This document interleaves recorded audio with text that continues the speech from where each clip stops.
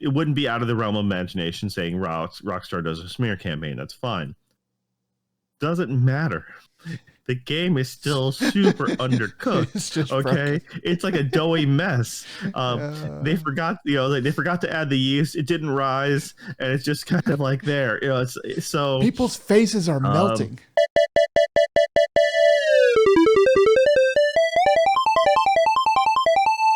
Hello and welcome to another Dead Pixel. We're a podcast about video games, anime, entertainment, life, a little bit of everything in between.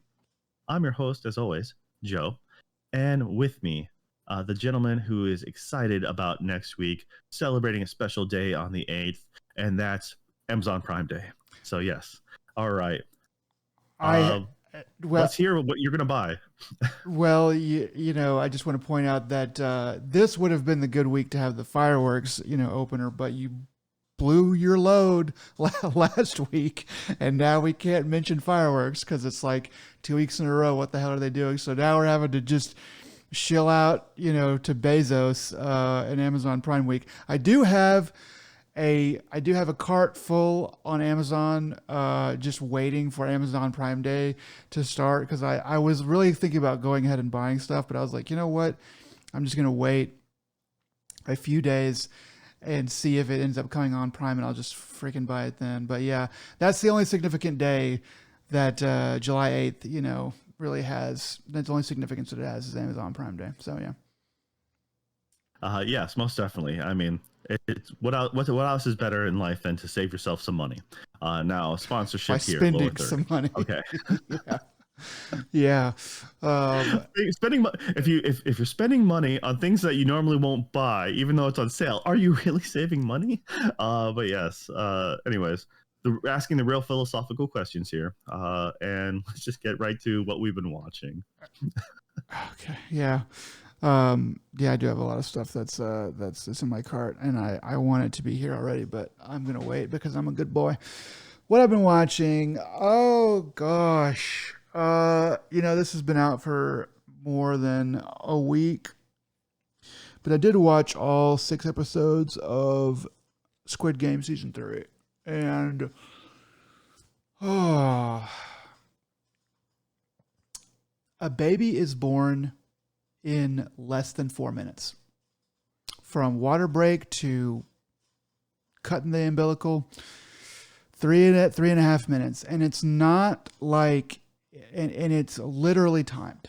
It's literally, there's a clock on the wall, and they show you when the water breaks and when the baby comes out, and it is like 3 minutes. That's important because it's a countdown timer, and the whole countdown timer only starts with 30 minutes. So at the very least, it's only 30 minutes.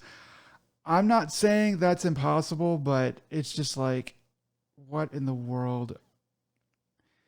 Oh man, this show, I've enjoyed Squid Game. I enjoyed season 1.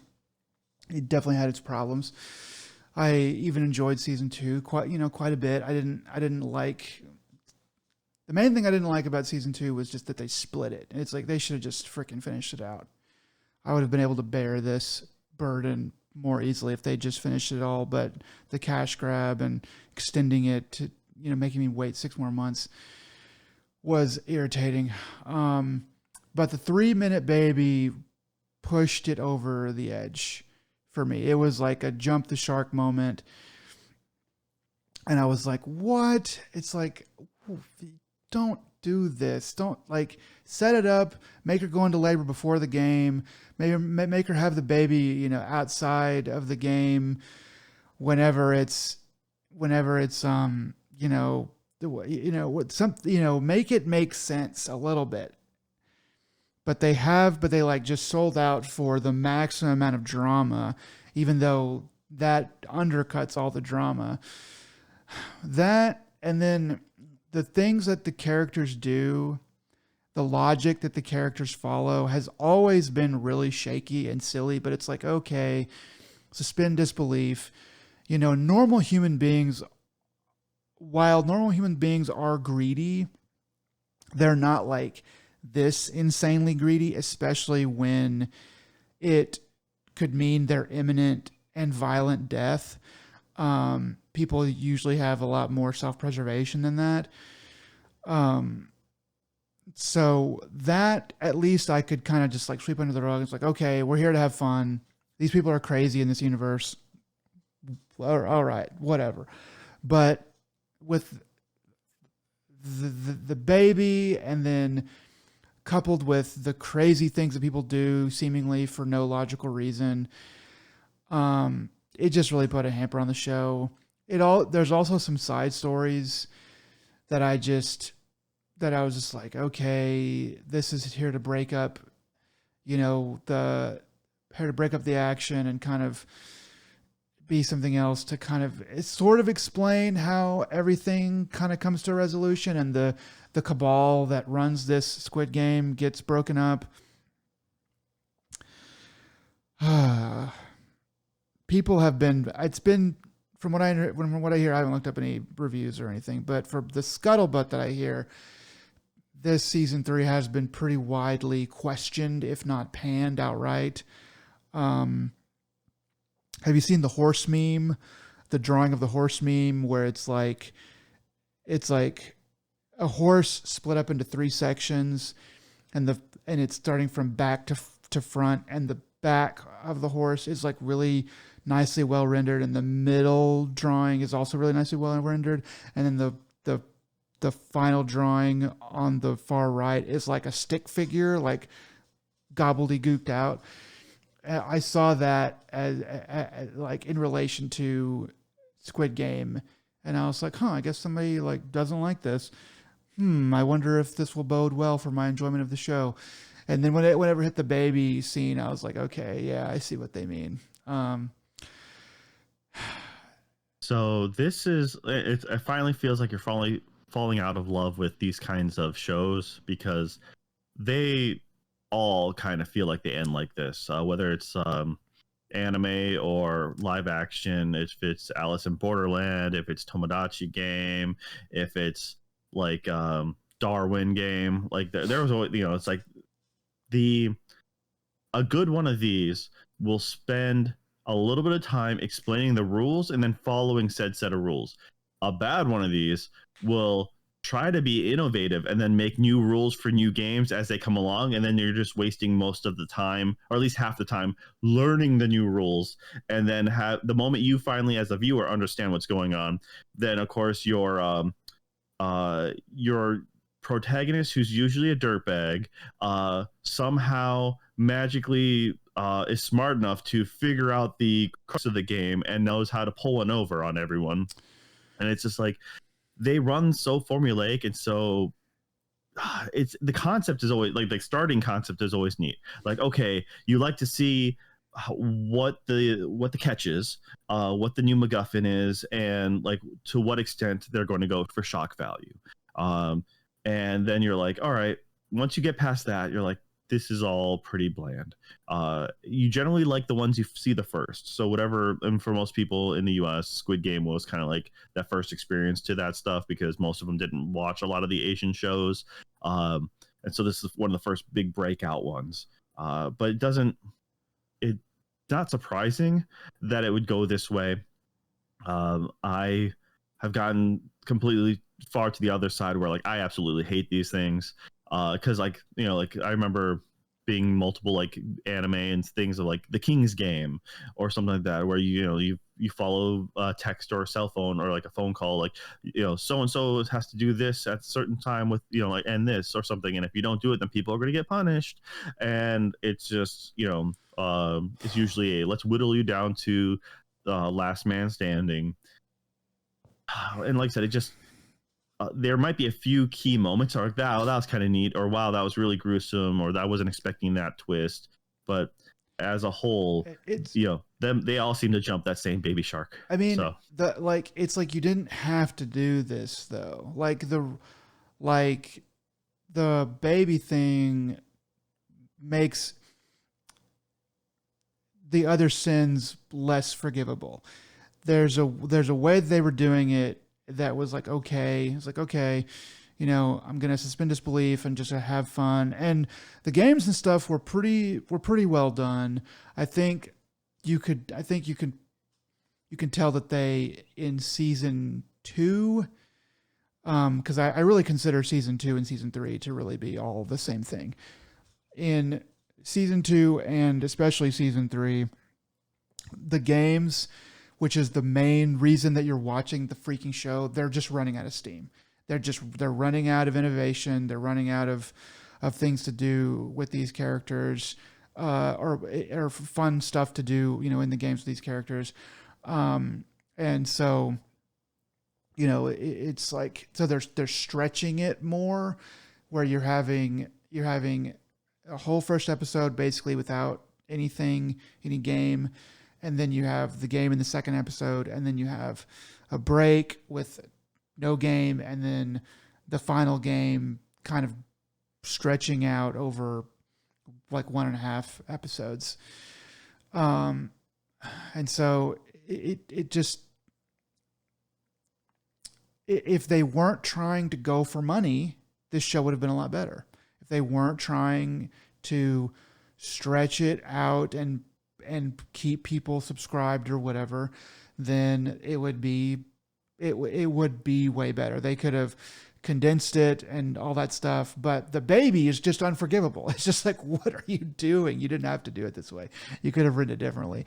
Well, I mean, they could have been like a Clive Owens shoot 'em up and just deliver the baby that way. That's even less than 4 minutes. So just, I mean, yeah, I mean, like the other ones, the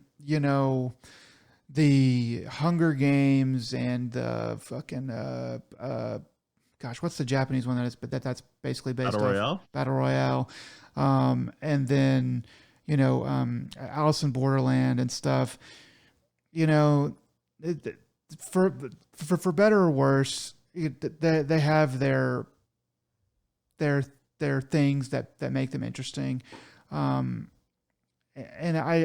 from any of those, I don't remember anything in any of those that was really quite so jump the sharky. And it's just kind of irritating. I think that the main guy, I don't remember his name, but the main actor is really good and really carried the show, especially in that first season, second season as well. He feels like he's in it. I mean, he's still the main guy, but somehow it feels like he's in it just very little in this final season. I don't know what that's about, but like one thing that I was thinking as I was watching toward the end of this show is like, this season 3 of Squid Game is both too much and too little at the same time. I don't know how or why they managed to do that, but it's like, it feels like too much of the things that you don't want and too little of the things that you do want. And yeah, that's just kind of the way they decided to do it. So, that's where it lies. My rating is a 7 out of 10. No, it's I don't know what I would actually rate it. But after the baby, I was like, okay, we're dealing with something different now. Anyway, the end. Okay, so spoilers here. That don't really have anything to do with spoiling the actual show or the main story of the show, but also still give a spoiler warning regardless. At the very end of the show, you get a cameo from Cate Blanchett. I don't know how much you know about this show, but she is basically initiating a Squid Game, but in America. So like there's a Doc G, you probably know the game where you slap the squares on the ground to flip them over. Anyway, okay. I don't know if you know about that game, but the squares, or are you talking about Karuta, the card game? Doc G, I think is how it's pronounced. Okay. And it's like these two. It's a red paper square and a blue paper square that are folded up to have some heft to them, and one clearly has a folded side and one clearly is a blank side, and you try to slam them on the ground in order to flip one over, and then there's a rule for like if you can flip it, then you win or whatever. So anyway, that's like a game that they play to get people to join the Squid Game. And anyway, it's kind of a famous. It's like the famous scene from like the first season or whatever because it's sort of weird. Well, Kate Blanchett is playing that game with a homeless guy in an alleyway, and so basically they're teasing that that season 4 is going to be an American spinoff, and so at the end I was kind of just like huffing at this show, and then this part comes up with Kate Blanchett, and I'm like, as soon as I'm out, they reel me back in. So I'll probably wait for whatever they end up doing with the American spinoff, and hate watching that unless it's good, and then I'll just eat crow on it, I guess. Man, what is happening with her career?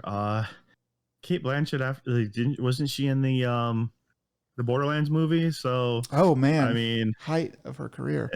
Yeah, Benjamin I mean, Button, she's following Borderlands. up with a great, Squid Game American baby delivery service here. All right. I don't know, man. Yeah, They'll I be, am. but okay, I don't know. I don't really know how much of a ticket she's going to bring. She's definitely going to be a bad guy, it would seem, which sounds maybe the most Are there interesting to me. real good guys in the Squid Games? I mean, I mean, yeah, I mean that's a philosophical question. But I don't know. I don't know anything else about it. But I was like, okay, Kate Blanchett, and in America now, almost in America, it might make even more sense because we're greedy capitalist pigs. But you know, we'll she's see. labeled as the American recruiter. So that Yes, is what she's labeled as. So, man, all right. I mean, once again, it's the Squid Games. It's your fault for wanting to hate watch it. It's a guilty pleasure. That's fine. I didn't Uh, wasn't expected to hate it, but once I saw the baby, I was like, well, here we are, and now I have to finish it. And the thing is like, if you can just divorce that from your mind, it is like the minute to minute stuff is like, oh, this is good. This is like pretty well done here, and then this is pretty well done there. Oh, that's silly, but this is pretty well done here. And then you just keep thinking about like the 3 minute baby, and you're just like, okay, this I can't take any of this seriously.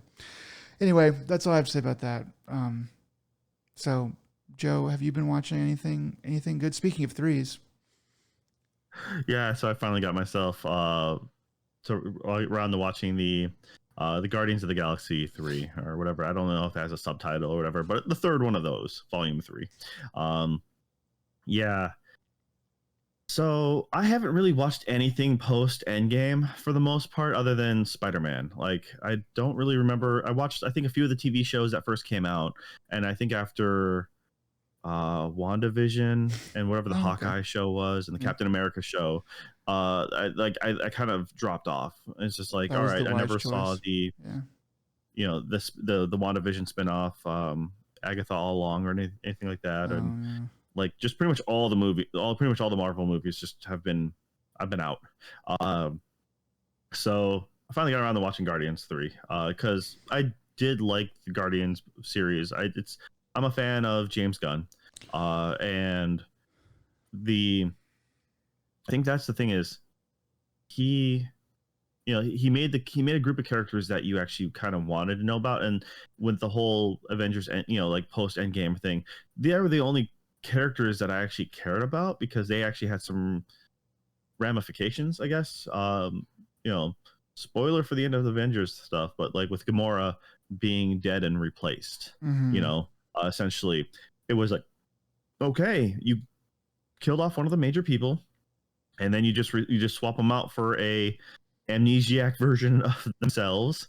So they're in the world physically, but no, like their reactions to their team is going to be a moot point. Nothing's going to really be there, and uh, they do a good job of continuing the story, making all the right decisions, I think, to pick up and move on.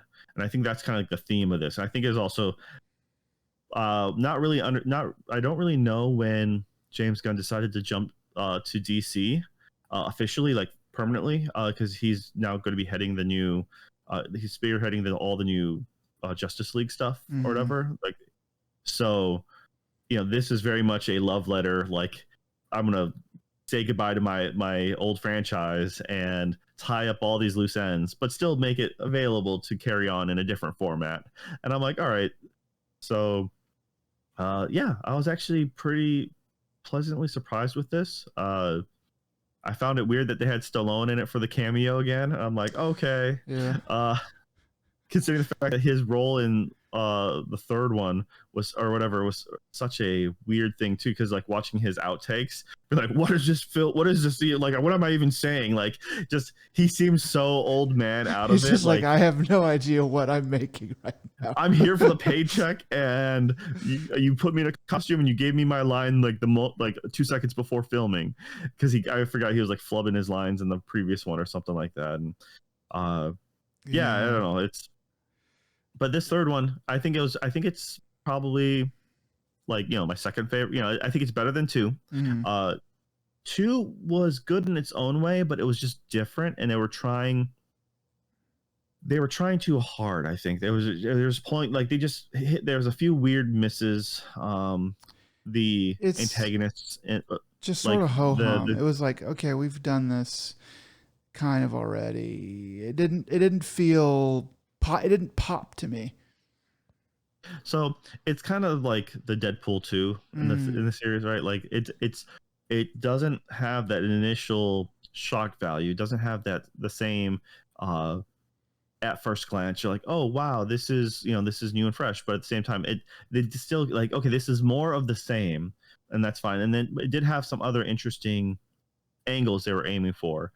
But it was funny because it had been so long since I've seen Guardians 2 that when Guardians 3 came around, and I forget one of the characters, Mantis, she's like she refers to herself as like Quinn's sister, and I'm like, I just kind of ignored that for a bit, and then they said it again, like, yeah, blah blah, and I'm like, oh wait, that's right.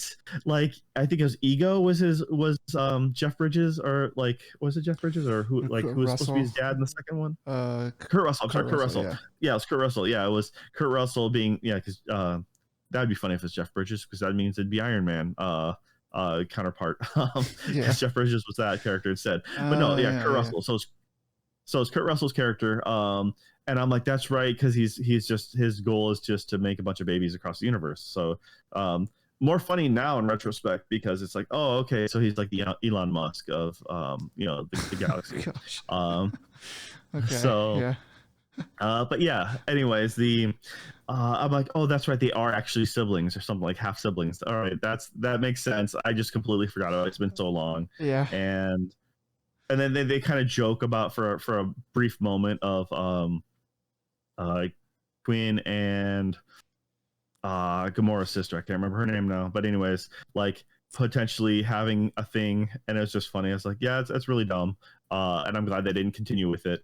But I found it funny that they kind of alluded to it for a hot second. Yeah, it's funny that they Nebula. were Nebula, yeah. Nebula. I don't know. Start with a D. Okay, Nebula. Yeah. I liked all the Rocket Raccoon stuff, even though, spoilers for anybody that hasn't seen it. But like when they show that, like, his backstory and like the other animal friends that are being worked on, I was like, oh no, don't do this to me, don't. And lo and behold, they did. They fucking kill all those little animal friends that he had, and it's like, I can't. But I mean it. But like, so that bugged me. I was just like, I saw it coming. I knew it was gonna happen, but they were likable characters, and it endeared me to him in that his whole situation. But yeah, it like the thing about this one, I don't know, when did 2 come out? I guess I need to know the distance between 1 and 2 and between 2 and 3. 2 was 2017, I believe. Okay. And 1 must have been just before that, right? Guardians of the Galaxy 1. 2 years before that, probably. 2014. So yeah, there was 6 years between 2 and 3, right? So There, yeah, and then you only got the Avengers stuff to like fill that little void in between. and But James Gunn was also making Birds of Prey and but it whatever the second Suicide Squad movie was. but it's the I right. think. I mean, it's the writing. That's what I'm looking for here, because Deadpool 1, Deadpool 2, Deadpool 2 is a lot weaker. It's still fine, but it's a lot weaker. And it's just because like it takes time to let the jokes build back up, to let the story build back up, to get a good script. And like, I mean, it's like, oh, they just wrote it and then they did it. It's like, no, you have to kind of have it takes time for that stuff to marinate and the good script to kind of emerge. It takes a lot of time, a lot of work. And so letting the series rest for 6 years or for 3 years before starting to work on it again, pretty much, it seems to be what did it good, you know? So I just kind of look for that. Look for through lines there. I think that's probably why, at least to me, you know, 3 is better than 2 in both of those in both those franchises. But yeah, I mean, I remember really liking it and feeling like it came back to form. So I'm glad that you finally got a chance to see it. Yeah. Well, I mean, I wasn't as starved for the Guardian stuff because I actually did play That game, and I yeah, really liked the game. Yeah, yeah. that came out in 2021, and I think that was a Square project. I Mm-hmm. might be wrong about that. No, it was Eidos. I think it was. Yeah. Anyways, they like I really did like their rendition of there, and they have what was it more to do with Cosmo, I think is the dog's name. So it was interesting to, just watching this and be like, okay, so they changed up a little bit, but my brain was immediately thinking of the game and the role the dog played in there. Uh, but then also having Adam Warlock. That character, uh, it was funny because the actor, I'm like, I know your face. How do I know your face? I'm like, you're Eustace from like Narnia, aren't you? Oh and, I'm, yeah. Okay. Yeah. Yeah. Yeah. and I'm like, oh man, that was forever ago. And then I'm like, you're also, and then I remember like they also played in the was it um the Black Mirror like Yeah. Netflix game. Bandersnatch, right? Um, yeah, the Bandersnatch, yeah, because they were the game developer, Mm-hmm. the character as well and stuff like that. So it's just like, all right. So just because I was unaware of them, I'm like, okay, apparently their career is still going. So good for them, you Yeah, know. he's still around. I mean, he was in Midsummer, which is a long time ago now too, but he was in Midsummer. He had a cameo on the most recent episode or season of Black Mirror. Um, and yeah, so he's still around. He's a very strange looking guy. Very strange looking dude, but Uh, he's making it work for him. well, I mean, it was one of those things that was just like, yeah, there's some of the cameos and stuff they had in this one was kind of interesting. They had, Nathan Fillion, and I found that to be, funny Oh enough. yeah, with all Um, the I forgot about that stuff. Yeah, with all like the what that space station or that planet that was like weirdly blobby or something. Yeah, that was funny. Yeah, and then so he wearing a giant fat suit, essentially supposed to be like a Yeah. space suit, armor thing. But yeah, it was a very unique choice to say the least. The fact that they had a Mickey Rourke cameo, like Yeah. it's just like I'm, I'm like I guess he still gets a paycheck for it, but like not even it's just like next to nothing. I'm like, wow, just come in for a day. We're gonna make up you up. You're gonna get a bunch of money. It'll be golden. Yeah. Yeah. And just it was funny because I didn't realize it at the time, but during the was it during the outtakes or whatever, so like the outtakes, I'm like I see someone done up with CG dot makeup, for the overlay. I'm like, who is that? I'm like, is that Lex Luthor from Smallville? And I'm like, yeah, sure enough, it was like Michael. I think it's like Rosenbaum or That sounds something like right. It that. is Rosenbaum. Um, I'm 100% sure. yeah, and so it was just funny because I'm like, And I'm like, who is he? And then I had to think, I'm like, okay, real quick. I'm like, I was refusing to look it up. I'm like, who would he be if he has CG makeup on? I'm like, and then it took me a little bit. And then I'm like, he is he's part of the I think they were the Ravengers. I'm like, he would be the crystal face guy. He's the guy who looks like glass or crystal all over, like just like that's him. It has to be him. And I looked it up later. I'm like, yes. It says his name is Martinex, is the character name, I think. Anyway, apparently, Seth Green as Howard the Duck. I didn't realize that. That's funny. Okay, yeah. Yeah, I mean, it was just like I said, it was a decent overall movie. I was pretty happy with it, and I mean, it's as far as the thirds go. I'm like, like I said, I felt like this was James Gunn's little love letter, being like, "Hey guys, we're done. I tied up all these loose ends." It's like both, Peter decides to move on. The team moves on without him. Everyone finds their own place in the universe, as it were. I mean, Gamora, like they all tie up those loose ends. So I'm like, hey, that's good for them. And then you still have the now B team, to carry on if you want them to do more Guardians. And plus, nothing's going to stop you from getting the old band back together, because that'll be the montage that takes up at least a good 25% of the new film, if they needed to. So yeah, that they can always come back to it if they want to, and yeah, it's probably, I don't know. I feel like a lot of the twos are pretty weak. Thor 2 was pretty weak. Iron Man 2 was pretty weak. I guess Captain America actually got going on 2. Anyway. But another third movie that kind of disappointed was Return of the Jedi. Okay, that one, they need some timestamps in that one for like how long time has elapsed, because you're like, wait a minute, he just comes back and he just magically knows. It feels like he goes to visit Yoda for a week and he's like, yeah, you're a Jedi now. That was one thing that always bothered me as a kid. It's like he barely knows how to do anything, and then he comes in to Jabba's, Jabba the Hutt's fort, and he just like has like all the confidence and all the ability. I mean, he still kind of flubs some stuff, but he's just way better. Yeah, they needed to like give us a bit more. And he just happened to pick up a new lightsaber just walking down the street. He's like, yeah, I'll just pick one up, And it's green this time. It's like, I mean, I guess if it's coming out like what did that movie come out in, like 87, right?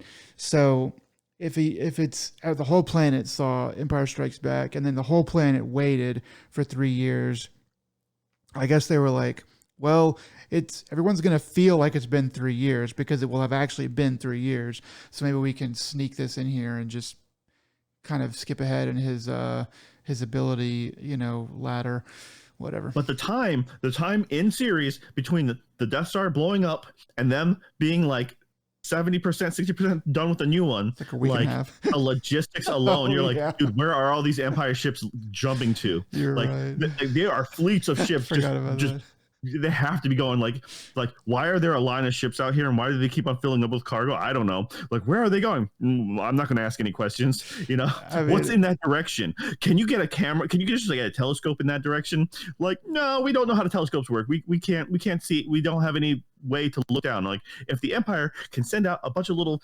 droids to scour and then find Hoth, the base, secret rebel base number 2, just by accident. You're saying like, no one can just happen to see the giant new construction going on at a breakneck speed, apparently.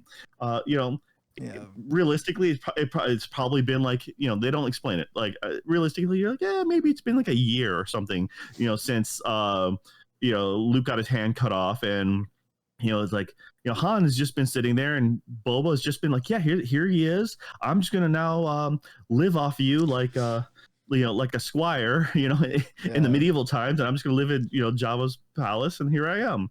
I don't know. It's just because of certain things, it makes it feel like it's immediate, but like in reality, it's probably been a good while, right? I mean, even if it is 3 years, like a new Death Star, even to that level, would take 15 years to build. I mean, even if they just ran it back and fixed, or even not fixed the faulty problem with the original, like, the undertaking of building something like that again, minimum would be 15 years. And it's definitely not 15 years between Empire and Return. It's just not. So, and I mean, the OSHA standards are different in space, okay? And it's just like, OSHA granted, standards be I would damned. I mean, you could have the Rockefellers be building that thing, and it would still take 15 or 20 years. I mean, oh no, without a doubt. I mean, like I said, even if you just ran it with nothing but droids working 24/7, still, I mean, once again, my joke would be that's where the clone army really disappeared too. You know, they lost them in the middle of construction. But I mean, after the like I said, go ahead.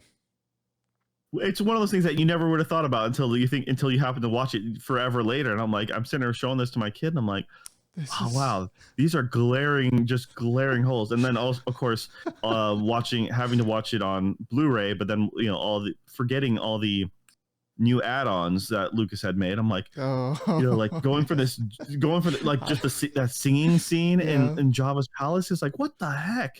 Like, what part of that is like, yes, you are in a drug den, and then of debauchery, and then here you are, just a really weird song interlude, and yeah, this is what sells tickets, Lucas. No, you don't know what you're doing, George. How do we always end up in the quicksand that is Star Wars? Like, we were talking about going to the galaxy, and now we're just what it is it's a litter box, is what it is. It's not quicksand. It's just you're just stepping in sand full of crap, and that's what Star Wars is. Okay. I liked it when I was younger because I didn't know any better, and then I eventually thought about it for 2 seconds, and I'm like, oh wait, this is actually bad. What happened to my childhood? I think I became an adult. That's what happened. Nothing, especially anything for entertainment, is really made to stand up to literal millions of people across generations, the scrutiny of millions. It's just not made to stand up to that. It's like, it's supposed to be fun, it's supposed to make some money. I don't think George Lucas cares as much about Star Wars as probably half of the fan base. I mean, I think he really. If he cared about half the fan base, the first set of trilogies, or the 1 through 3 episodes 1 through 3 would have been very different. But yes. Anyways, yeah. I don't know, man. It's anyway. Yeah, it's one of those things where it's like, I feel like George Lucas at some point, if not literally every day through the 2000s, just probably like read the internet and was like, guys, it's just a fucking movie. Like, unfortunately, it's his legacy. Okay. So that is what he will be known by. God. Yeah. Okay. Actually, what was it? So, I'm gonna give a shout out to an old comic book. I don't know if it's I don't remember it ever ended, but it was a thing called Darth and Droids. It was on the internet a long time ago, and the idea was, what happens if you're running a D&D campaign set in the Star Wars universe, but only the DM knows what Star Wars is, and the new people, your players, have no clue what Star Wars is at all. And so it starts off in episode 1, and it's Obi-Wan and Qui-Gon and going over their items list of their new characters, and he's like, and Obi-Wan, I think, is complaining about, like, wait a minute, we're in a space campaign and we don't have blasters, we have light swords, what is this? And he's just complaining about it. And just these characters are then finding flaws through the series. Like, it's like, wait a minute, we landed on the planet and we traveled through the water to get to the other side, to the capital, because that was the fastest way to outrun the Empire. But the Empire is already there. But we went through the planet. How did they beat us when we landed with them? Yeah. And like just making fun of the DM as these things are happening. So it's just, anyways, it's Darth and Droids. If it still exists, it's somewhere on the internet. It used to be a really fun read, and I remember when you sent that to me the first time. Yeah, that's a classic. Yeah. All right. Well, if you guys enjoy us ripping apart, family classics, wait till you hear Nick destroy Blade Runner for all you sci-fi fans out there. All right. I'm going to commit you to that one. That's going to be an ongoing thing now until you finally do it. Destroy Blade Runner? All right, guys. Yeah, just you can make fun of that and tell everyone how much you hate it and how it's not that you don't think it's that great. I don't hate Blade Runner. I think Blade Runner is fine. I didn't see Blade Runner until I was in college. And I didn't understand then you it had until to like it because you're in college and it's art. You're like, it's a masterpiece. well, And it's I had to watch it actually for a film class, and I had to. It was not really. I didn't really enjoy it. There were other circumstances. I actually had to watch it on a road trip that I was taking with some friends, but I had to get it watched so that it would be done by the time I got back to class, because it was like over a weekend. And so I'm like watching it in a car on my computer at night, like dog tired, and like they're talking, and I'm just like, what the hell am I doing with my life? And anyway, there's a lot to Blade Runner that you would benefit from reading about and then watching it. But it's a different story for a different time. all right. Speaking about different stories. All right. What do you got for the news, buddy? Well, we were going to talk about the altars more in depth, but one, Joe didn't do much more in terms of playing, and Yeah, I dropped the ball on that one. And that's fine, because we're going to talk about something else that has to do with the altars. I will say that I did finish the altars. I put in all 29 hours, and that's not. I think 17 hours is like just straight, mainline story. So I did quite a bit extra, and I did get some gold trophies, and I had a lot of options at the end for ways to end it, which, spoilers, there's different ways to end it. So I put in a good bit of time into this. There are definitely some things that I missed, definitely some things I'd have to go back and do in order to get some kind of plat or whatever. But, so we'll talk more about that after Joe gets a little bit further, because I do think it's worth like, if I could just tell you, if you could just get past Journey 1, get into Journey, or get into Act 2, then we could probably talk about it from there.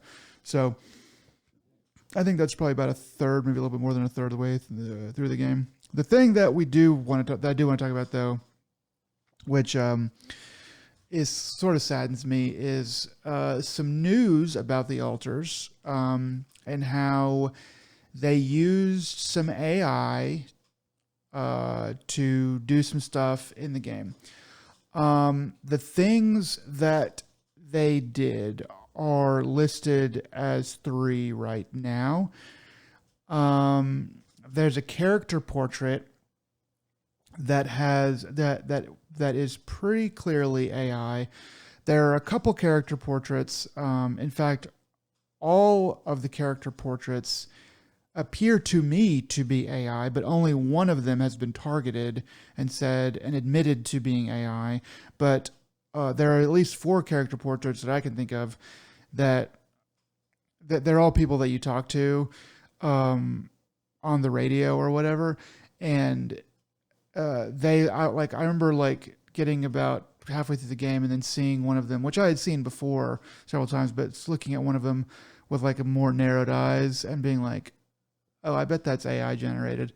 And I was like, whatever, I don't really care. But they admitted to one being AI generated. There's background text on a computer screen that you don't need to read that is AI generated. And then there's translation text, which didn't affect me because I am listening to the game and watching the game in English, or like reading the subtitles in English. So that didn't affect me. But the background text too, it's like I've seen pictures of this, and I don't know how somebody would cared enough to, 1, read this text, and 2, to be able to really tell definitively that it's, I mean, I didn't read through it all that closely, so maybe it gives itself away. But like, definitively be able to tell that it was AI generated. But maybe I need to go back and look. But I was just like, wow, that's pretty. I don't know. That was hard for me to be able to see, and I definitely didn't care about it. I don't like this use of AI in it. Nobody really does. That I think the argument for it is that they took our jubes. You know, they're taking our jubes with AI slop as they call it. I don't really see that in this use. The company has come out and said, these are where we used it, and this was not meant to be in the final game. I think that's baloney. I think that they meant to use it, and I think that they probably would have liked to cover over it with, or not cover over it, but replace it with stuff that's not placeholder. But I think there's more in the game than they're letting on that is AI use. And I like all the character portraits are clearly AI use to me.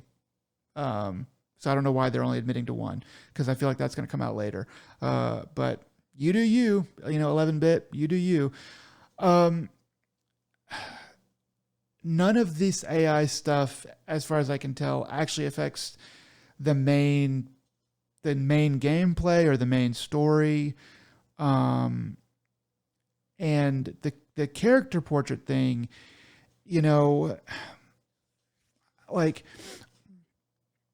like the thing that bothered me about it was not that they used AI for the character portraits, but that they didn't animate the characters' faces. Like they do some kind of story thing where it's like, oh, we can't get through, so you're only getting a static image, like this all staticky, messed up image of the person, and you can only see their profile picture as you talk to them. And I was like, I really wish you guys had taken the time and the money to, animate that.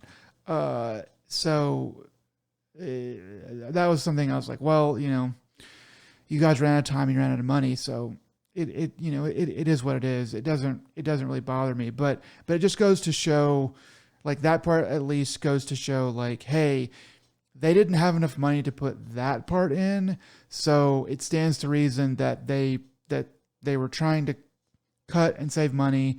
So it wasn't going to happen either way. There wasn't somebody's job that they were like, we can screw this person over by doing it this way with AI and not giving this person a job, because they basically like didn't include it like at all. They like did like the lowest par thing to get that like profile image just in there. So yeah, this is a game that I really like. I've already said, and I continue to like it. And I don't like the AI use. I do feel like it's a bit overblown.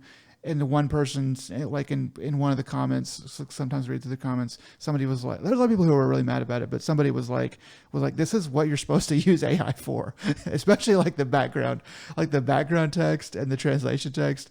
I mean, I was kind of like, yeah, I mean, the background text, for the love of God, I mean, you're not really supposed to even be able to read that. The rest of it, I've seen the image of the background text. That text is literally supposed to be on a surface level screen of theirs. Yeah. So it's just random text on a screen. Your resolution will have to be super high, super zoomed in to actually be able to read it comfortably, and it might as well just be gibberish for all I care. I mean, I find that one to be laughable. It would be, I guess like the only other thing is if it was like dialogue from your conversation, but I mean, you could have fun with it if you wanted to make it an Easter egg, but if it's supposed to be scrolling text over a while, or if it's a bunch, then why not? I mean, but honestly, it doesn't matter because it's not really meant to be seen. Now, if they did something like, oh, we took the character portrait from somebody, like I'm going to use the main character. Like, oh yeah, an artist came up with the main character design, and then we used AI to come out with all the other versions of that person. That would be shady as get out. Yeah. But if you're just and I mean, so that what I would have a problem with. But if you're just making like minor static character, B and C or something like that, then it's like it's just a bland image. And at the same time, it's like you're you're a smaller team, so it's once again, it's like you're saving money so you can try to hopefully put it towards the game. It's if where I have problem with AI is if you're gonna, once again, it's if you're hiding it for one thing. Now, I don't necessarily mean you have to advertise it like this game is all done with AI. No, but it's like when you're doing like mission structures and stuff like that. Like we're gonna make the random generated missions and dialogue, and we're gonna do all this important stuff with AI, like because that's the wave of the future. No, I'm against that. And once again, I'm against taking a current job that you have for someone else and be like, yeah, we fired our staff, like, and then we replaced them with AI. Like that's shady. Yeah. I mean, I one thing that they do bring up is that Steam requires publishers, developers to post in the game description that AI was used, and so it was not for this game. So I'm like, yeah. They probably should have admitted. I mean, they should have admitted up front, which they're saying that they didn't know that it was still in there, that it was not how it was like intended. But I'm like, one of the characters, the character portrait in question is a major character. Like you can't play the game. You can't get through the game, really even very far in the game, without seeing this character. So you can't really tell me that it was left in there by accident, or that it was like whatever. It's like it's just, I just don't really buy that. So I mean, to play the other side, yes. Any type of AI use, especially with character portraits and stuff, is basically stealing from other artists, because it's remains for copyright law to figure that out. But that's kind of the argument right now. The gray area is that it hasn't been fully decided yet. So you can get away with it a little bit right there, but still it leaves a bad taste in people's mouth. I hope that they get it fixed. I hope that they go through and patch this stuff out, because I think it can be patched out without too much trouble. I think that'd go a long way to assuaging people's problems. It finally, I've been thinking about AI a lot for a long time, for at least the past year, and I finally kind of settled on like it is like we have gone past the event horizon on AI. It is going to happen. It is going to be through everything that we do and play and mess with. Whether or not, like where I want to draw the line is like, does it make it better? And if we start using AI the way that CG just got slapped into everything, not to bring up Star Wars again, but like Star Wars Attack of the Clones, episode 2, like that thing is just a daggum green screen from soup to nuts. So if we can not do that, and we can just like, okay, how is AI a tool?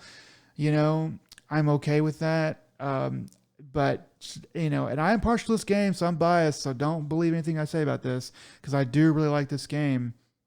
So I'm kind of circling the wagons on it with AI. But these things just don't really bother me. And I did notice it as I was playing it, and it wasn't enough to make me go, fuck this game, and like throw my controller across the room. I was like, dang, I'm having a good time with this. So anyway, yeah, sorry. They kind of beat that to death. So the moral of the story is we should use AI to redo Star Wars. Got it. That might Okay. make it better. I mean, there's like it can't make 8, 9, 2 any worse. It really can't make those any worse. Um, Man, yeah, Three is like pretty bad as well. I mean, three is pretty bad too. So, I anyways, yes. The moral of the story is Star Wars is bad. AI is going to take over everything, and the Alters is still okay, even with a little bit of AI it has. All right. What else do you got for us? Oh yeah, there's so Microsoft, not to be outdone by the alters, being the bad guy. Microsoft has some more mass layoffs. 9,000 people, 4% of their workforce worldwide. Um, so they've, they're no stranger to layoffs. I think it's been 2 years though since they did their last ones. I feel like 23 was the last time they really were popping off with the layoffs. But I was like, okay, 4% doesn't sound so bad. But when you start looking at the numbers that we do have for Xbox, studio layoffs, or partner studio layoffs and stuff like that, and all the canceled games as well, it starts to look like I'm sure there's plenty of people laid off throughout the company, but the percent wise on some of the stuff at Xbox seems to be a bit more dire. Um, the Initiative is a first party studio that got shut down, so we don't know how many people actually what so that's not 4% of that studio. That's like 100% of that studio.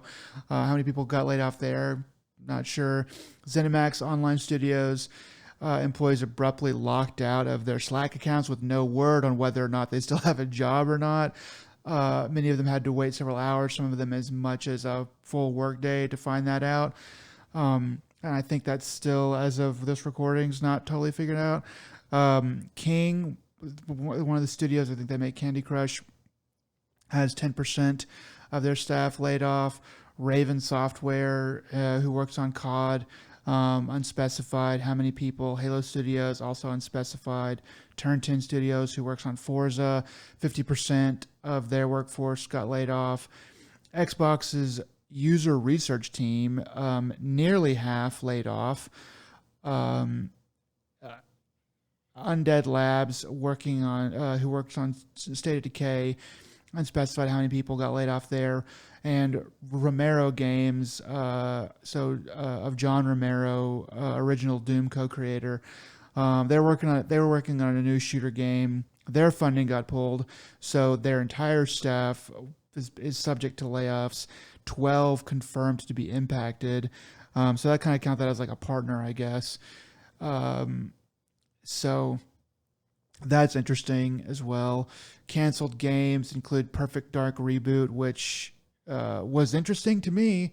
Everwild, which is what Rare was working on, got canceled. Elder Scrolls Online, High Isle, Legacy of the Bretons. That's all one game, yes. That got canceled. So I think that's some sort of expansion or whatever.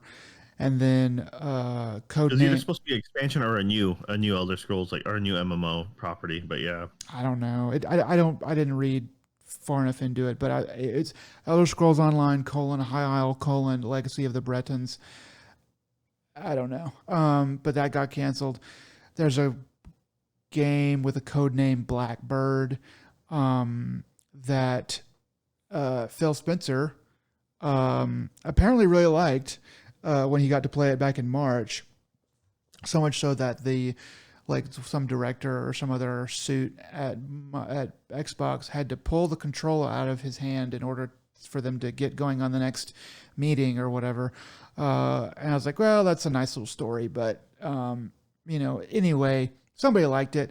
It was a Destiny-like Schluter in the style of Blade Runner. That got canceled. And then Warcraft Rumble, they're going to be ending support for that as well. So yeah, a lot of stuff at Microsoft. A lot of people at Microsoft got laid off, but it feels like a lot of Xbox stuff like really got hit or at least peppered pretty hard, then again, that's what we care about. So, yeah, so that's going on. Um, Adjacent to this news, Sony is bringing Helldivers to Xbox too. So I guess Xbox is like, why don't we just get Sony to make our games, so we can fire all these people? Anyway, what do you think about all that, Joe? Well, I mean, there's more rumors and stuff that the Microsoft has essentially canceled the development of their new handheld or their new, it's like post. So So they not came the out with their Ally. ROG Ally. Okay. No, that's different. That has always been different. That's supposed to be but essentially post that. Um, Probably reading the reception or how well it's or lack thereof. I can see it going both ways. If the like Xbox ROG Ally thing goes well, then they're like, well, it goes well enough for that, so we don't need to make our own. Or if it doesn't do well, we're like, see, that didn't do well, so why we don't need to do, we can stop doing our handheld. But those rumors have been floating pretty hard and heavy for a little bit now. So this kind of coincides. It's like, well, they obviously kind of the speculation is, after spending so much money on Blizzard Activision, they're just kind of going the way of the Sega and just going to software. I mean, that's why everything's an Xbox. That's why you can play your games on everything. The software is where you're making your money. The hardware has never really been, like the console itself has always been sold at cost or at a slight loss, and then you make it up on software and accessories. So in this case, they're like, well, we can just, software what sells out to everybody. And, but they always try doubling down. Whenever people talked about, they're like, no, we have to have a console. We're having a console present. We're going to be there. And they theoretically can still make a console. Just how many more consoles after this next one has yet to be seen. So it's just like, they've spent too much money. They're not getting enough returns on their investment. The amount it takes to come out with a game now, the bloated studio sizes. I'm granted their initial acquisition of Activision Blizzard.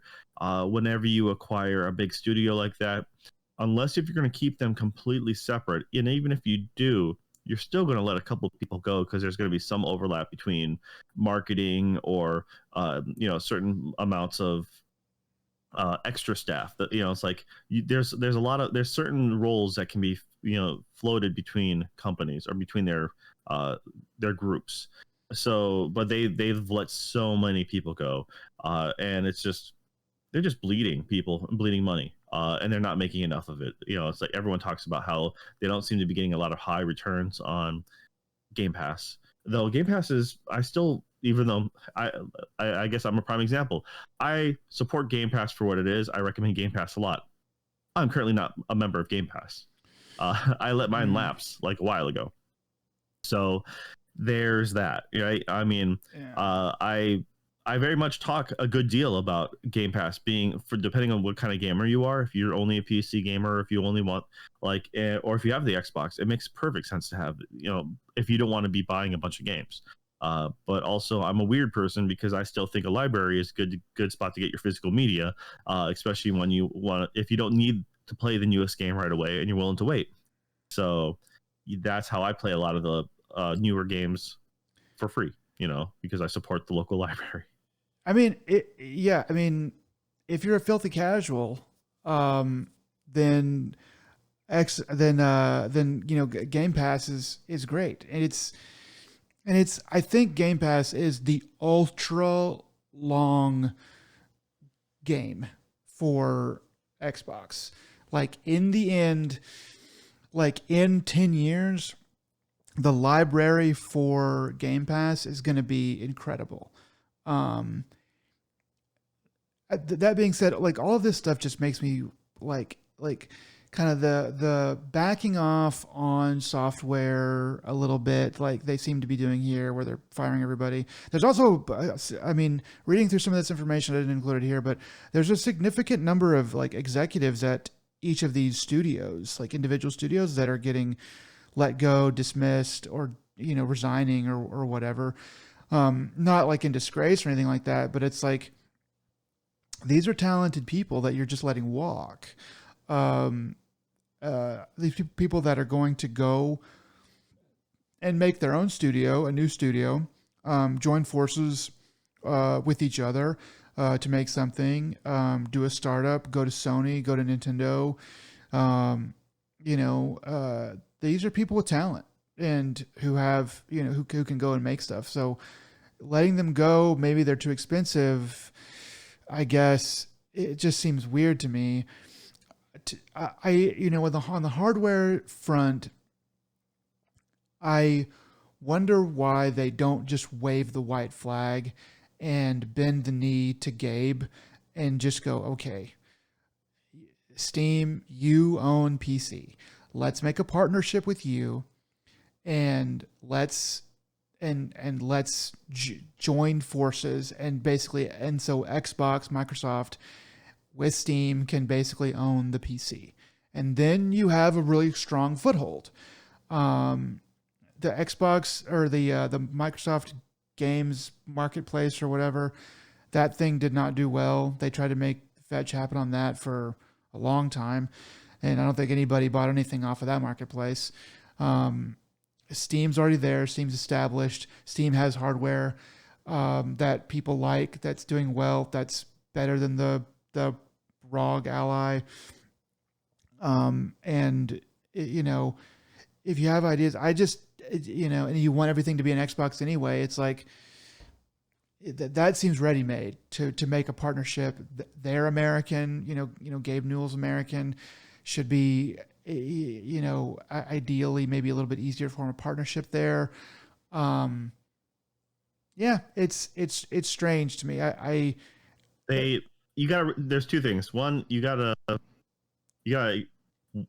as Microsoft would have to want to share the pie with anyone.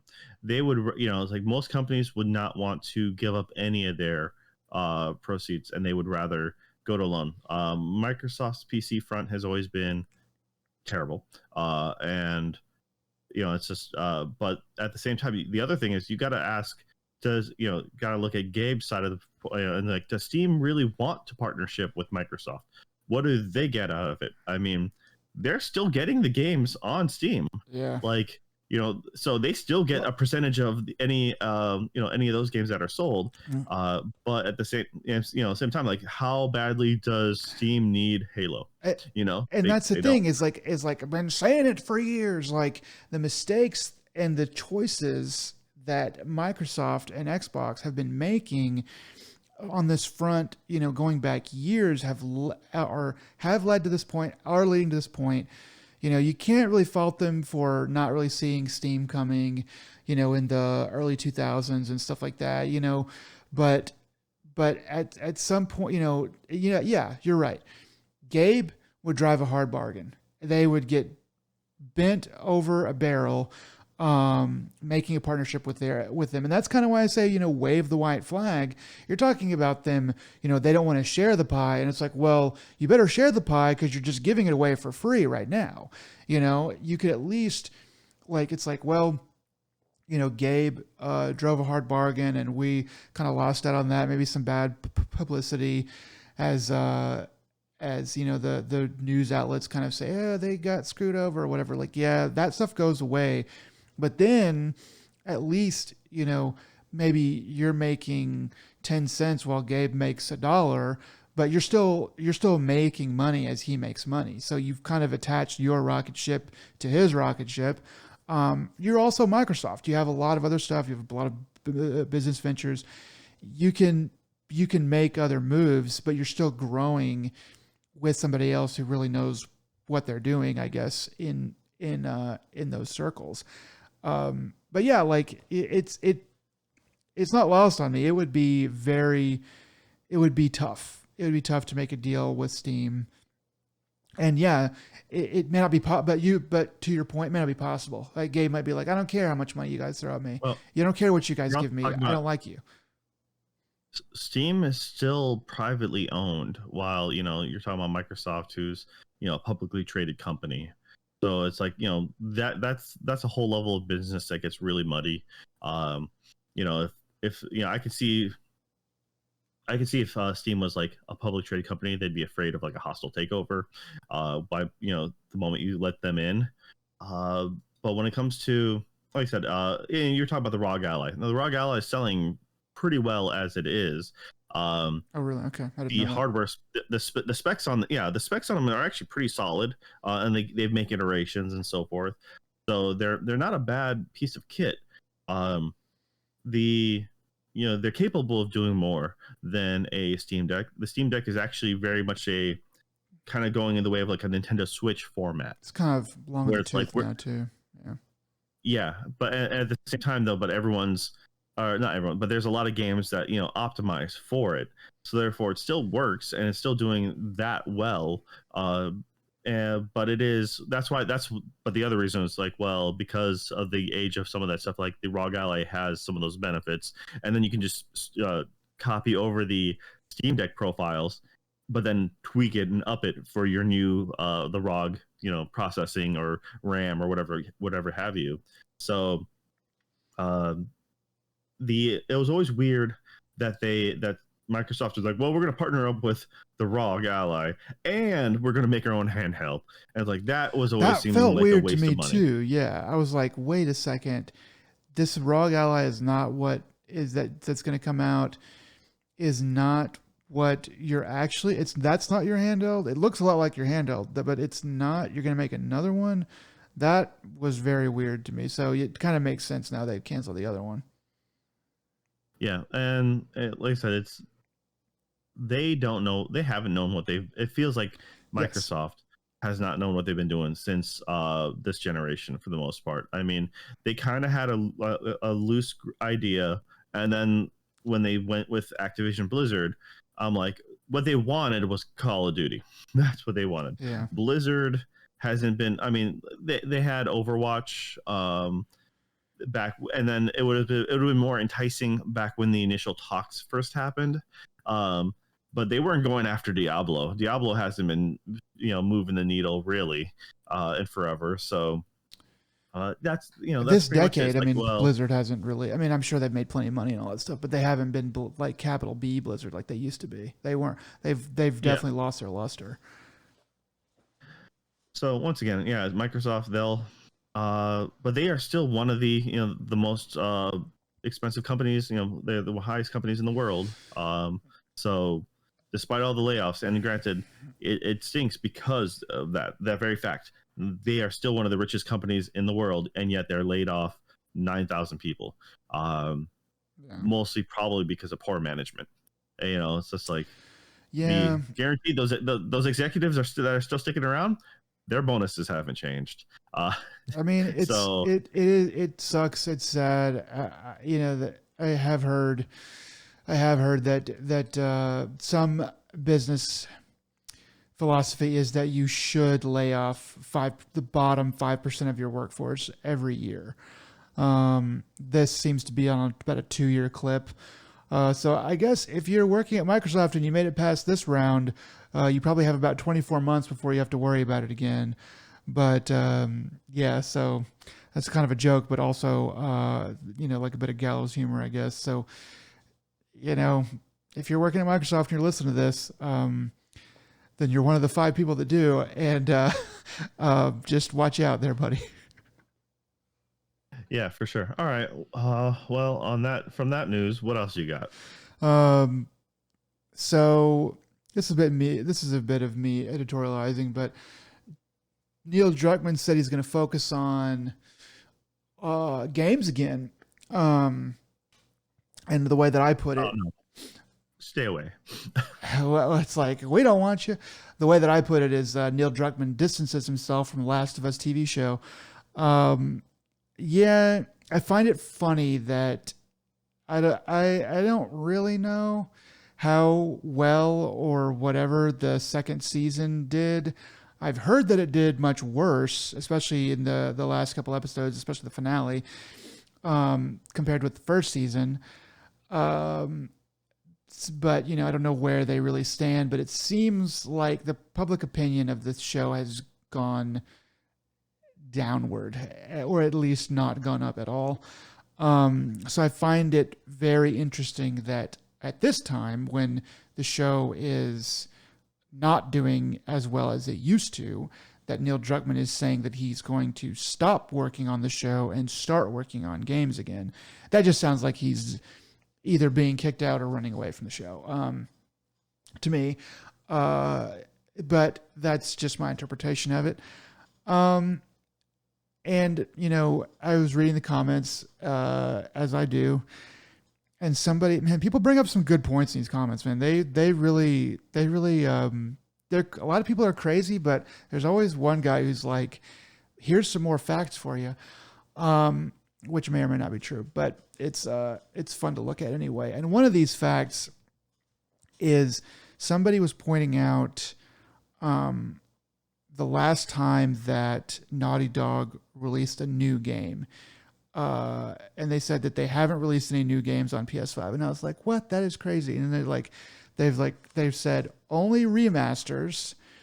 They haven't released any new titles on PS5, and I was like, surely I remember The Last of Us 2 came out on PS5. Lo and behold, I mean, it did get re-released, but initially it came out on PS4.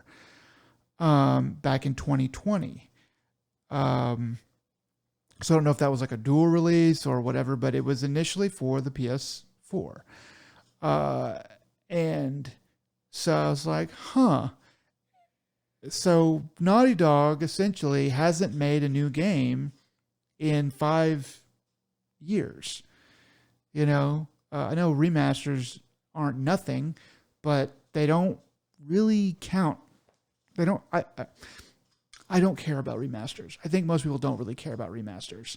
Everyone kind of knows that it's just a way for them to grab some more of your money. Like, that's not what moves, the social stock or like the like mind sphere stock of a good game company to me. So anyway, I just thought all of those things were kind of interesting. As far as the Last of Us remakes going on, the main reason for those remakes was also to help build hype for the series coming up. It was kind of, at least that's the way I always perceived it, because you already had a remaster that came out for the PS4 for The Last of Us, and then they did it again for the PS5. That's why they came out with the part 1, part 2.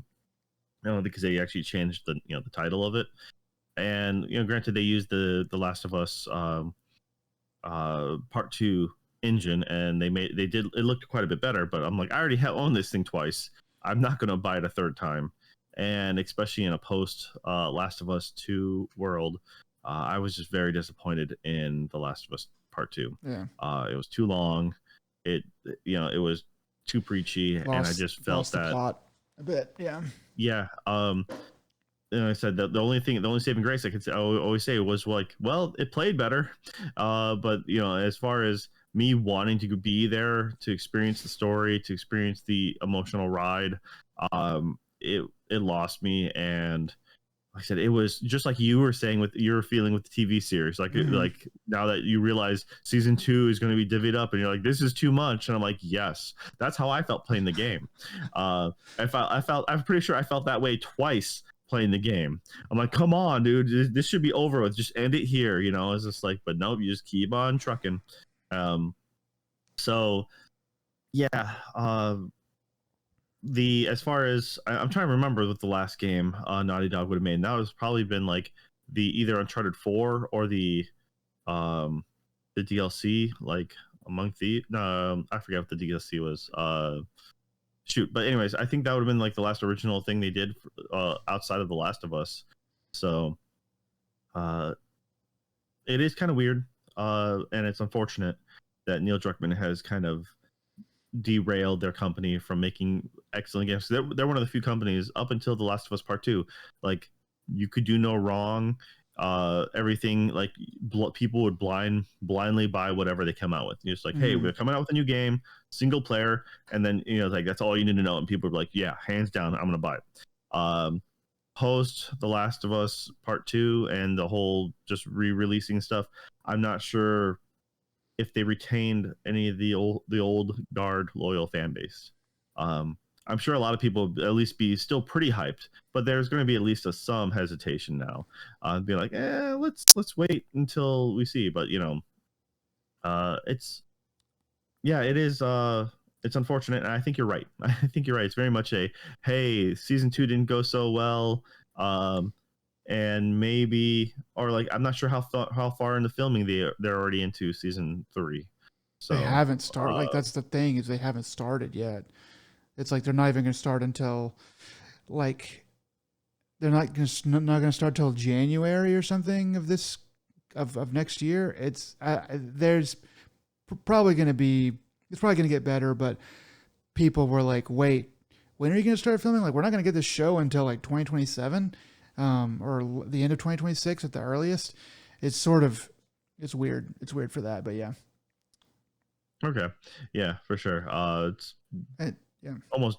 I mean, it's going to get enough views, but at the same time, it's kind of dead in the water now. It feels like I don't know to wait that long to come out with your part 2, which I mean, I guess it's one of those things that it feels almost like the studio's like, well, let's wait a little bit and see how fans. Let's see if let it take a step away. It might let people forget about it, and then if it ages better, then we'll come out. But if it doesn't, we'll cut you. It might get canceled. I mean, it's like you don't have your leading man anymore.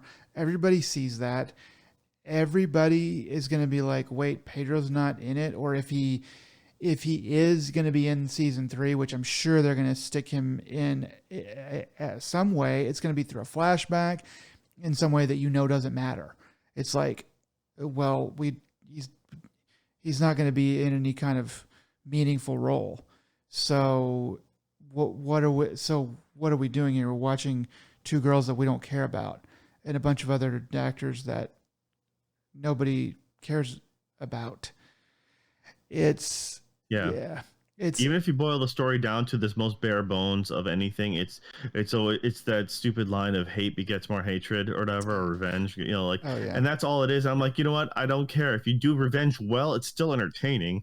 But unfortunately it's not done well. I mean, so yeah, that's why I kind of see this as I can't tell if Neil Druckmann is being chased off or if he's running away, because it seems to me like he's like, yeah, this whole TV show thing's not really working out, and I better get back to like the stuff that I do know how to do before my career takes any more of a bad turn.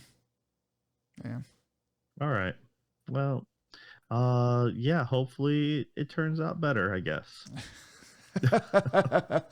I know how the season 2 I know how the story ends, and so unless if they start making some serious changes, what they're going to do is they're going to add a teaser stinger to the end of season 2 part 2 for the TV show, and that's going to lead into game part 3 that he said he had originally mapped out, and then he kept on walking that stuff back to the point where he's like, yeah, we don't have plans for part 3, so he kind of washed his hands of it, but like, watch, it'll come full circle. He'll try to make it into, because theoretically, rolling off the hype of the one, try into the other.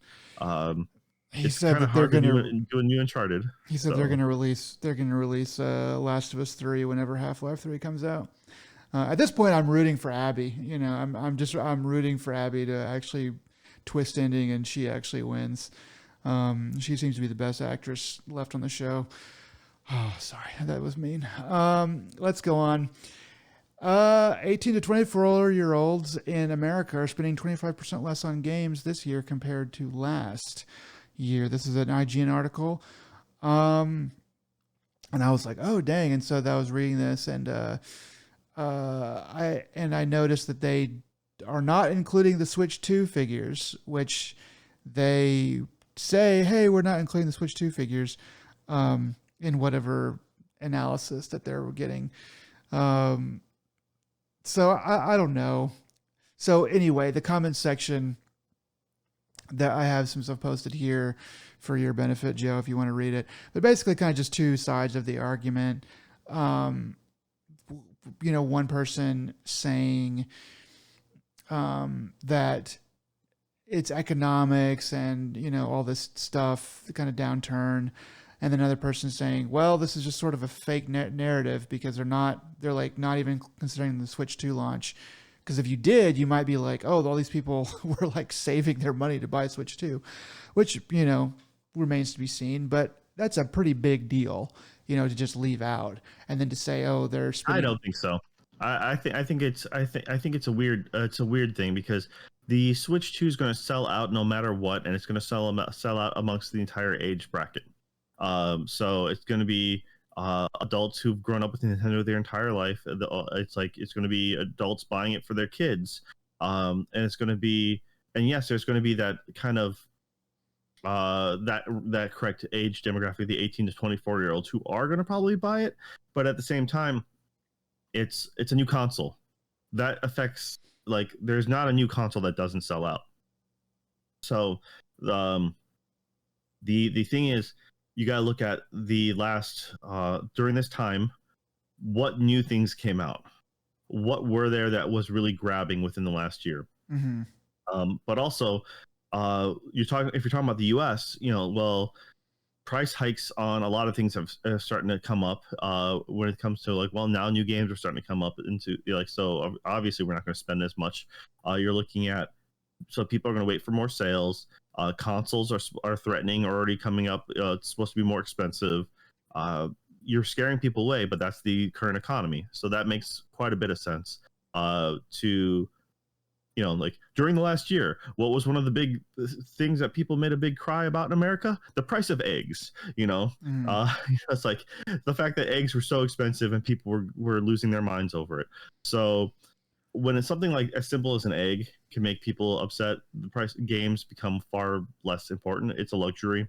And 18 to 24 year olds, they don't have a lot of disposable income to boot anyways. Yeah. I mean, so if they're lucky enough to get a full ride through college, that means they're probably spending their money on other things. Yeah. Somebody else did point out that there really hasn't been a lot of good titles either coming out, and I was like, okay. I mean, there's been good stuff that's come out, but like not like big blockbuster type titles. I mean, I think that if you're somebody that was eyeing the Switch 2, then you're going to be like, well, I have this like $500 payment or $450 payment plus tax coming out or coming up. I'm going to save some money. I'm not going to buy stuff early in the year so that I can afford to buy, this like later in the year and stuff. That it's just, it seems like it might be a factor, and that's why I brought it up, because it's interesting to me at least. But it may be a little bit too early in the year. It's a really weird demographic too. It's just like 18 to 24 year olds, people who are theoretically fresh out of high school and then in university, or around that age where, like, you don't make a lot of money to boot. And how many people you're polling? I don't know. This is very much a clickbait article, I feel. Well, I mean, it is like the weakest. In some ways, it's the weakest demographic too, because it's like, yeah, 18 to 24. So when you're 24, you've been out of college for 2 years, but you haven't been at a company for 3 years. And after 3 years is when you really start hitting those, promotions. You're 25.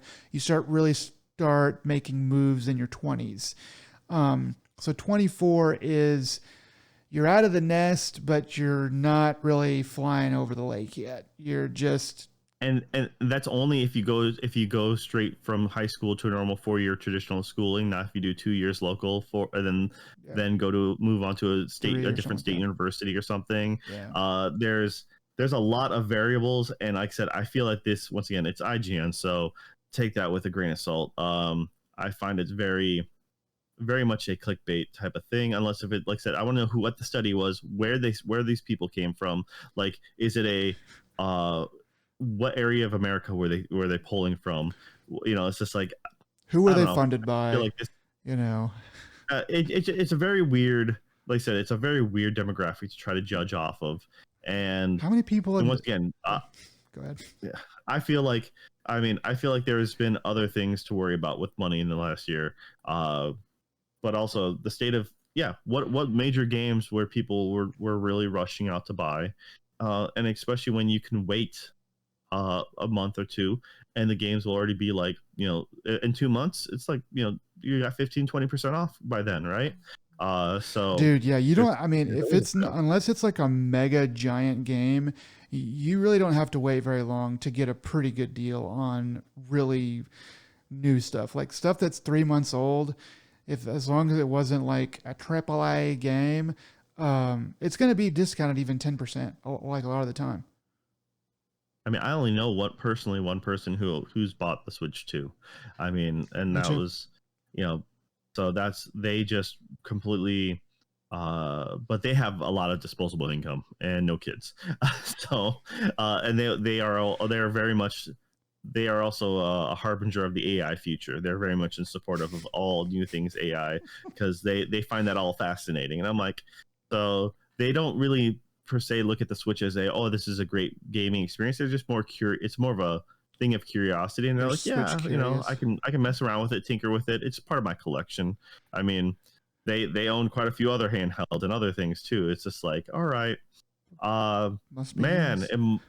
yeah, it must be nice, exactly, right? So, but so I don't know how many. I don't actually know of that age group who all bought a, you know, I'm not friends with 18 to 24-year-olds. Okay, I'll just put it that way. Yeah, So yeah. Nor should you be. Yeah, I think there's probably more than one person at my job that has a Switch 2, but there's one guy that I know. There is only one that I know for sure, and yeah, he's actually in that age bracket, and um, but yeah, he doesn't have any kids or a house or anything yet. So yeah, he's throwing some money Nintendo's way. Going on here. Uh, Last couple stories here that are not super important, except for the very last one. Build a Rocket Boy boss, Leslie Benzies, is still saying that they're being sabotaged by forces from outside of the company and inside the company. Um, I haven't heard any evidence, though. He hasn't said anything that would make me really believe him super hard. Um, so that's still going on. That they the company it, is considering layoffs. 300 employees received emails that their jobs were at risk due to planned layoffs. This is in Britain. And when I heard about this, I was like, what? That's actually kind of cool. So there's a system in Britain and also in the United States uh, that will, for companies larger than with more than 100 employees, if they are planning layoffs, then, and I guess it depends on the state or something too in the United States, but at least for this one in Britain, um, they got warned like, hey, your job is being considered to be laid off. And I was like, I like that rule. um, because putting myself in that situation, imagining being in that situation, I would very much like to not be blindsided by a layoff. Being laid off would really put a bad stint in my day and probably my year, if not more than that. So just kind of hearing about that and being like, okay, I was like, okay, huh, that's kind of interesting. But yeah, getting back to Build a Rocket Boy, yeah, I hope that I want to follow this. I'm going to continue to follow this story, hopefully for the next year, and see if anything ever comes up, and see if Leslie Benzies is any of his stuff can be corroborated, because I find it interesting that he's doubling down on it. It doesn't mean it's true, but it's just seems like a stupid thing to double down on or to say in the first place if it's not true, at least in some tiny bit. So Yeah. Uh, Joe, do you have All anything? right. So Yeah. here's yeah. So I mean, okay. Say there's bad blood between him and Rockstar. Yeah. Okay, so it wouldn't be out of the realm of imagination saying Rockstar does a smear campaign. That's fine. Doesn't matter. The game is still super undercooked. It's just broken. Okay, it's like a doughy mess. They Uh, forgot, they forgot to add the yeast. It didn't rise, and it's just kind of like there. It's so people's faces are um, melting. like it's between that, the lack of gameplay and stuff like that. There is no way that Leslie could have been there, looked at the game, and went and like for a long period of time and been like, "Oh yeah, this is totally great. Let's go." No, what it was is it was just like, "Hey, like let me look at what you doing." Like, "Oh, watch me run from point A to point B," or like, "Well, check out me just in this car. Like I'm shooting this gun." Like, good. All right, we're good to go. And like, there's no way they never once handed them a controller and be like, Yeah. "Yeah, sit and play this mission." I mean, I don't believe uh, Leslie was actually ever really a part of the process. More of like Oh, you are. I front feel man. like they stayed in their corner office. They did the marketing spiel and they schmoozed the people they needed to schmooze, but they never really talked with ground on the boots, like boots on the ground, talking to the normal people or like getting actual reports. They like all if anything, it'd be like, we're good. We're gonna make it on time. Yep. Just don't fire us in the middle of this. Yeah, Yeah. I mean, now are you saying like now that would be kind of golden if Rockstar infiltrated them from the inside to make to get like It undercooked or something like, would oh yeah, be a we bribed them on Rockstar the thing to side, do. some espionage level thing. I mean, that would be a game level in right, like that's some like Ubisoft level of meta narrative or something, Yeah. because I forget which Watch Dogs. Assassin's Creed it was, Okay. but Watch Dogs does probably something similar, but like they make their own fun of Google and also themselves to a certain extent. But in Assassin's Creed is like, yeah, there's this evil corporation that's doing this thing. It's like, but it's like they're loosely poking fun at themselves kind of deal. And I'm like, yeah, you can totally see Rockstar like coming out with a mission narrative where like, yeah, we're here to this other company's doing something similar to ours. They're coming out with a new car just like our car, but but he used to work for us, so now we're gonna go sabotage his car manufacturing and Yeah. then like gaslight him and make I could see that being something silly and stupid like that. Now, once again, you could imagine Rockstar pulling something like that up. Whether or not they really would, who knows? And it's probably just a deflection tactic. But there's no way you can. I mean, It once again, you would had to have ignored your game for such a very long time to realize, hey, this thing is not very good. well, I mean, I Which look is a at it shame.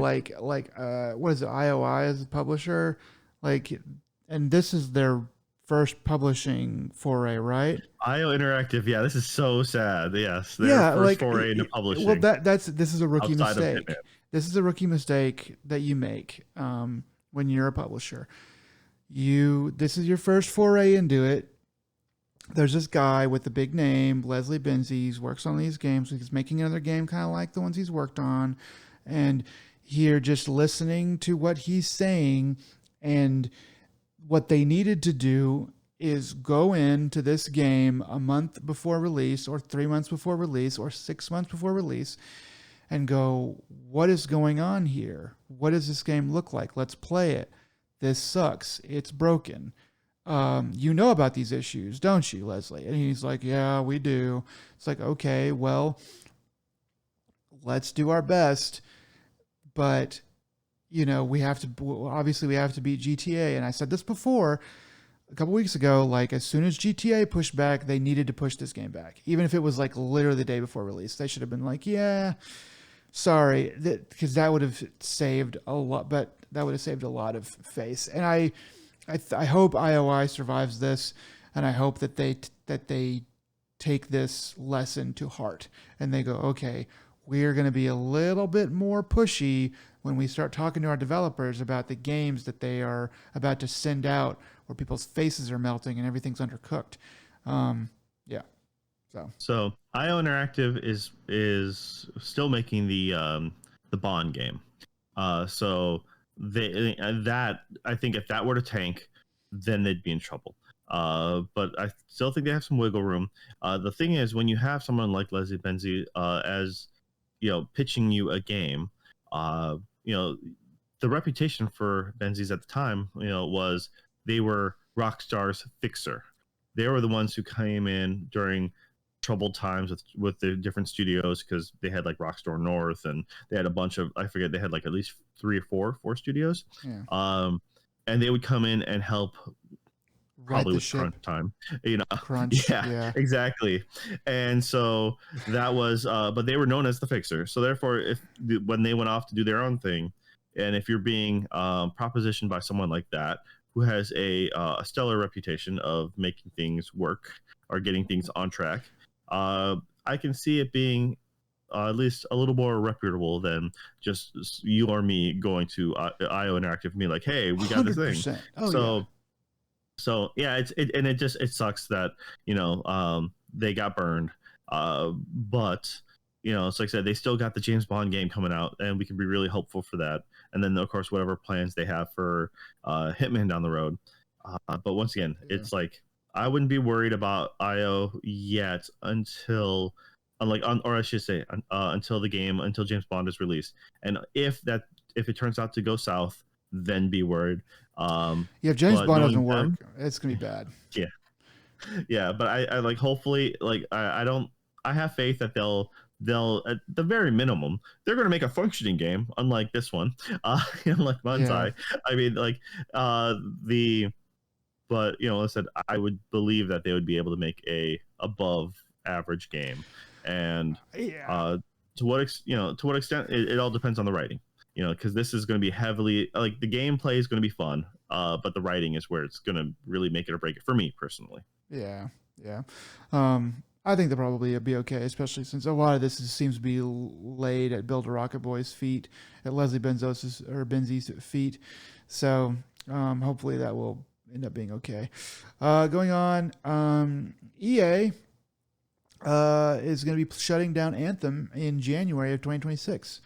And when I saw this, I was like, I didn't know Anthem was still up and running. Yeah. Do you know if it got good? Did it ever? I don't. Didn't it ever I get doubt good? it. Did it? I have no idea. And when did this game come out? I It's, mean, this game came out like 6 years ago, right? At least. Anthem came out in 2019. Okay, yeah, I was gonna say. I think I was still living in Hawaii when this game came out.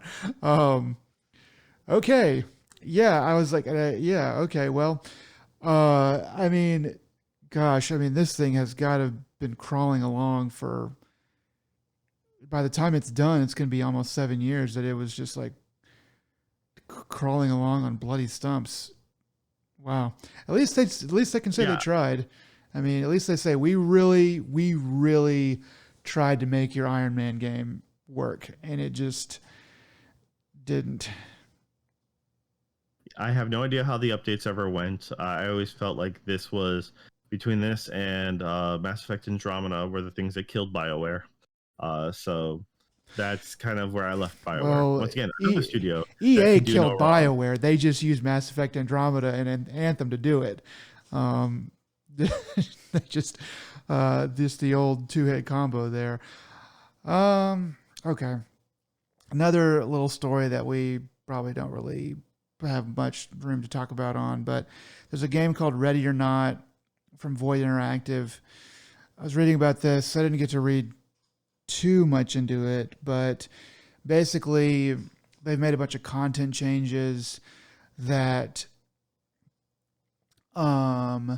people are decrying censorship on, but that they're like, I don't know how much I can really say about this, but there's some pretty heinous stuff that's in the game,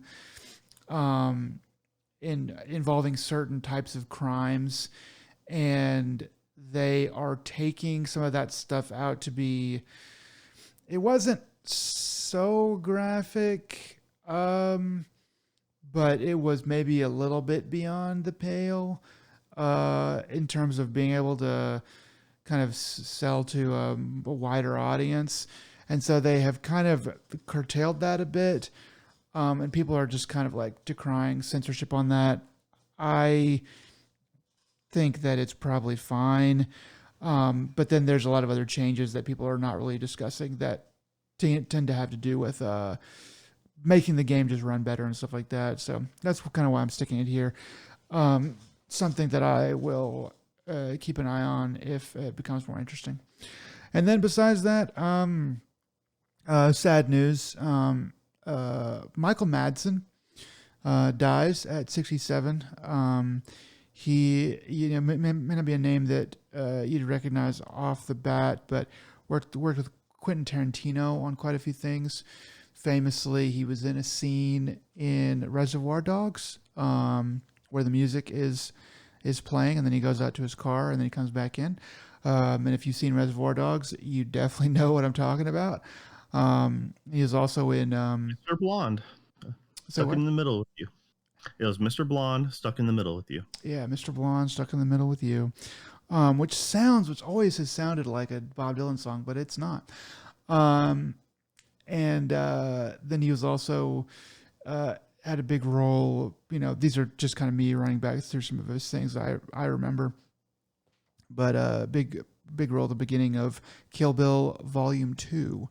And I really liked him in that as well. And he's been around doing a lot of stuff, so it's just sad to see him go. Yeah. How I actually hadn't heard about this until you mentioned it. So how did he pass? I do not know. I just saw that he had passed. So I think it's under normal, natural circumstances, unlike the oh gosh, I already forgot his name. Starts with an H. Hoosiers guy, really famous, and his wife being maybe murdered back. Gosh, what is his name? Anyway. Gene Hackman? Gene Hackman. Thank you. Thank you very much. Unlike that, where the circumstances were very strange, I think Michael Madsen died under more natural causes. A quick search just mentions cardiac arrest. Cardiac arrest. Okay. But still, 67 is still pretty young in the grand scheme of things. Yeah. And I mean, in things like Donnie Brasco, Free Willy, of all things, but yeah. Of all things. Yeah, you're like, it's like this Tarantino favorite, also in a kids movie. Hey, you gotta pay the bills somehow. That was early. That was that was in the 90s. He's probably trading off Free Willy, on his off days, going to film Quentin Tarantino's movie, as well. Yeah. So that's all that I got for the newsy news. All right. Well, guys, if you stayed this long, we appreciate it. If you're in the U.S., happy 4th. And Nick, what are some words of wisdom you have for the people out there?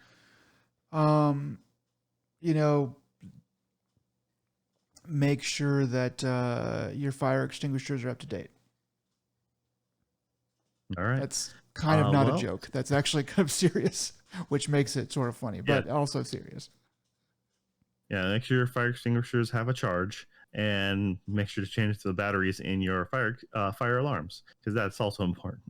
But all right, guys, this is ADP, and this is episode 133. So until next time, take it easy. Bye. Happy birthday, America.